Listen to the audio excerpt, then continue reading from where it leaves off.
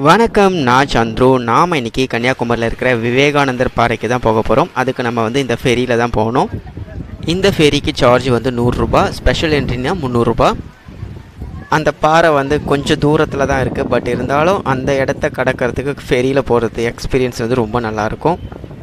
இங்கே ஃபெரியெலாம் நிறுத்தி வச்சுருக்காங்க. பட் நம்ம போகிற ஃபெரி இது கிடையாது. ஒரு 2 ஃபெரி மட்டும் போயிட்டு வந்துட்டு இருக்குது. இந்த பாறை கன்னியாகுமரியில் தென்கோடி முனையில் கடலில் அமைஞ்சிருக்கு. விவேகானந்தர் கன்னியாகுமரி வந்தபோது கடலில் இருக்கிற இந்த பாறைக்கு நீந்தி 3 நாட்கள் தங்கி தியானம் செஞ்சு ஞானம் பெற்றிருக்காரு.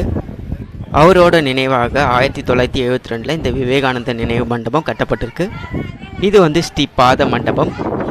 இந்த மண்டபத்துக்குள்ள பகவதி அம்மனோட பாதங்கள் இருக்குது. இது சன்ரைஸ் காலண்டர். சூரியன் எந்த நேரத்தில் எப்போ உதிக்கும் அப்படின்றத காட்டுறது. இந்த மண்டபத்திற்குள்ளே விவேகானந்தர் நின்ற நிலையில் பெரிய வெண்கல சிலை ஒன்றும் இருக்குது. கன்னியாகுமரியில் நாம் இருக்கிற இந்த இடம் மிகவும் சிறப்பு வாய்ந்தது. இந்த இடத்துல 3 கடல்கள் ஒன்றாக சங்கமிக்கிற இடமும் இதுதான். இங்கேருந்து திருவள்ளுவர் சிலை தெரியுது. நம்ம அடுத்தது போவோம். பட் இங்கே இருக்கிற போது எங்கே பார்த்தாலும் வெறும் கடலாக தான் இருக்கும்.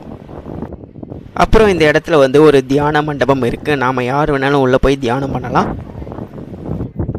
இங்கே இந்திய பெருங்கடல், அரபிக்கடல், வங்காள விரிகுடா என்ற 3 கடல்களும் நம்ம தனித்தனியாகவே பார்க்க முடியும். இந்த இடத்துல இருந்து கலர் சேஞ்சஸ் தெரியும். இந்த இடத்துல ஒரு புக் ஸ்டால் இருக்குது. இங்கேருந்து கடலை பார்க்கும்போது நடுவில் பாறைகள் அங்கங்கே திட்டாக தெரியுது. பார்க்குறதுக்கே ரொம்ப நல்லா இருக்குது இந்த இடங்கள்லாம்.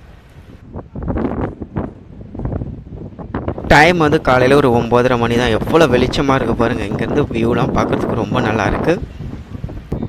இந்த மண்டபம் ஒரு பெரிய பாறை மேலே கட்டி இருக்கிறது அழகாக தெரியுது. பாறையே நம்மளால் அழகாக பார்க்க முடியுது. இந்த ஸ்ரீ பாத பாறை என்னென்னா கன்னியாகுமரியான பகவதி அம்மன் சிவபெருமானை மணப்பதற்காக இந்த பாறையில் நின்று தவம் செஞ்சதாகவும், அதனால் இந்த பாறையில் அம்மனோட பாதத்தடை பதிந்துள்ளதாகவும் நம்பப்படுது. அந்த பாதத்தை நம்ம இந்த மண்டபத்தில் பார்க்கலாம். அடுத்ததாக நாம் பார்க்க போகிறது கண்ணாடி பாலம். இது விவேகானந்தர் பாறைக்கும் திருவள்ளுவர் சிலைக்கும் நடுவில் இருக்குது. இந்த கண்ணாடி பாலத்தில் நின்றுன்னு நம்ம கடலுக்கு அடியில் இருக்கிற அந்த அலைகள்லாம் அழகாக ரசிக்கலாம். இந்த கண்ணாடி பாலம் இப்போ தான் ரீசெண்டாக ஓப்பன் பண்ணாங்க. ஸோ இந்த விவேகானந்தர் பாறைக்கும் திருவள்ளுவர் சிலைக்கும் அழகாக போகலாம். இங்கேருந்து விவேகானந்தர் பாறை பார்க்குறதுக்கு ரொம்ப அழகாக இருக்குது, கண்ணாடி பாலத்தோடு சேர்த்து. இப்போது நாம் இருக்கிற இந்த திருவள்ளுவர் சிலை திருக்குறள் எழுதிய திருவள்ளுவருக்காக தமிழ்நாடு கவர்மெண்ட் கன்னியாகுமரி கடலுக்கு நடுவில் 30 அடி உயரமுள்ள ஒரு பாறை மீது 133 அடி உயர சிலை அமைக்கப்பட்டது. அதுதான் இது. சிலையில் அவர் கையில் ஒரு திருக்குறள் ஏடு வச்சுருக்காரு. அதன் நீளம் 10 அடி. இங்கேருந்து கடலை பார்க்குறதுக்கு ரொம்ப அழகாக இருக்குது. சிலைக்கு உள்ளே 130 அடி உயரம் வரைக்கும் வெற்றிடம் தான் இருக்குமா. சிலைக்கு கீழே உள்ளே இப்படி தான் இருக்குது, ஏறுற வழி இறங்குற வழியெல்லாம். சிலைக்கு உள்ளேயே நம்ம சுற்றி வரும்போது பார்த்தோன்னா சோற்றில் எங்கே பார்த்தாலும் திருக்குறள் தான் எழுதி வச்சுருக்காங்க. இந்த இடத்துல நம்ம அழகாக உட்காந்துட்டு திருக்குறளையும் படிக்கலாம்.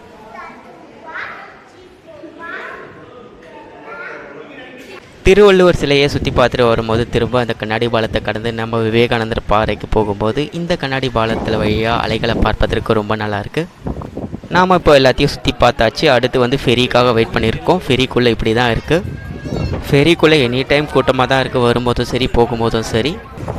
இங்கேருந்து வியூலாம் பார்க்குறதுக்கு ரொம்ப நல்லாயிருக்கு. நம்ம கடலில் போகிறதுக்கு கொஞ்சம் நேரம்னாலும் ஃபீலிங் பெட்டர். மொத்தமாகவே ஒரு 10 மினிட்ஸ் ட்ராவல் தான் இது. ஓகேங்க, இந்த வீடியோ பிடிச்சிருக்கோன்னு நம்புகிறேன். மீண்டும் அடுத்த வீடியோவில் சந்திக்கலாம். Until bye from Chandru.